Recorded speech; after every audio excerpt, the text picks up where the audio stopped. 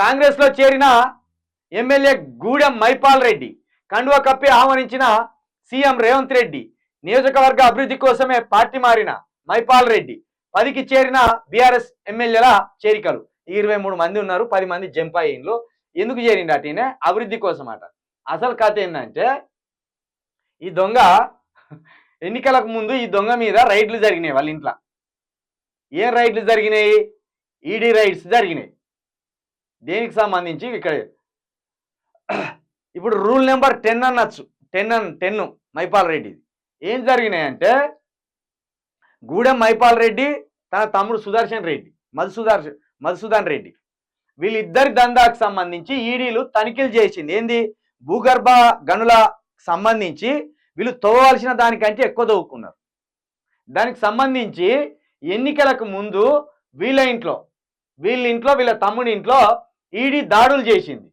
దాడి చేసి వీళ్ళు భూగర్భ శాఖకు సంబంధించిన సీనరేజ్ నిధులు ఏదైతున్నాయో కట్టలే. అది ఆ సీనరేజ్ నిధులు కట్టలే, వాటిని ఎగవేత వేసిండ్రు. దానివల్ల 72.8 మెట్రిక్ టన్నుల ఈ భూగర్భ టన్నుల మెటల్ను తవ్వేసి 40 లక్షలకే వీళ్ళు ఆ మెటల్కి సంబంధించి 40 లక్షల మెట్రిక్ టన్నులకు సంబంధించే సీనరేజ్ కట్టేసిండ్రు. మిగతా 30 లక్షలకు ఎగ్గొట్టిండ్రు. ఈ దొంగను తీసుకొచ్చి ఇప్పుడు కండువా కప్పి చేర్చుకున్నాడు. ఈడీ దాడుల నుండి తప్పించుకోవడానికి ఈ బ్రోకరేషన్ వేసిండు. ఏమన్నారు రేవంత్ రెడ్డి? మేము మంచోళ్ళని చూసి మంచోళ్ళని ఏరుకొని పార్టీలో చేర్చుకుంటాం అన్నారు. గూడెం మైపాల్ రెడ్డి మంచోడా? ఎన్ని కబ్జాలు పెట్టలే? ఇక ఈడీ దాడులు జరిగినాయి కదా ఆయన మీద. ఇట్లున్నది. కొట్లాడవలసిన దొంగలు ఒక్కొక్కరు పార్టీలోకి వెళ్ళి జారుకుంటాను, బీఆర్ఎస్లోకి వెళ్ళి. మొత్తానికి 10 మంది ఎమ్మెల్యేలు పార్టీ మారింది. ఇక ఇప్పుడు కార్యకర్తలేమో నేను పవన్ కళ్యాణ్ ఫ్యాన్ అని ఫోన్ చేస్తాను అంటే అసలు ఈ కేసీఆర్ చేసిన తప్పైందంటే ఎవ్వరికి కూడా బీఆర్ఎస్కు సంబంధించి బీఆర్ఎస్ పార్టీకి సంబంధించి కరెక్ట్ ఒక క్యాడర్ లేదు. అంత గాలివాటంగా గెలిచిన వాళ్ళు, గాలిలో వచ్చిన వాళ్ళు. ఇప్పుడు కేసీఆర్ ప్రభుత్వం ఉన్నది, బీఆర్ఎస్ ప్రభుత్వం ఉన్నది కాబట్టి అని వచ్చి అలా తిష్టేసుకొని కూర్చున్నలే తప్పించి బీఆర్ఎస్ అంటే ప్రేమ ఉన్నోళ్ళు కానీ నిజంగా తెలంగాణ వాదన తెలిసిన వాళ్ళు కానీ ఎవ్వడు బీఆర్ఎస్లో లేడు. ఉంటే ఇట్లా మారరు. ఉదాహరణకు అక్కడ తెలుగుదేశం ప్రభుత్వం గతంలో అధికారం కోల్పోయింది, కానీ నా పార్టీ ఎంబడి ఆయన పట్టుకుని ఉన్నారు.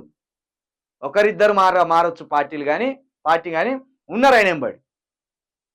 ఇప్పుడు జగన్ ఎంబడి కూడా 11 మంది ఎమ్మెల్యేలు ఉన్నారు. 8 మంది ఎమ్మెల్యేలే ఉన్నారు బీజేపీకి, కానీ వాళ్ళు ఎవరు పార్టీ మారతలేరు. అంటే వాళ్ళకు ఒక బలమైన సిద్ధాంతం, బలమైన భావజాలం ఉన్నది. ఈ బీఆర్ఎస్ లీడర్లకు కావచ్చు, బీఆర్ఎస్ కార్యకర్తలకు కావచ్చు బలమైన భావజాలం లేదు. ఆ పార్టీ సిద్ధాంతాలు ఎవరికి బోధించలేదు వీళ్ళు.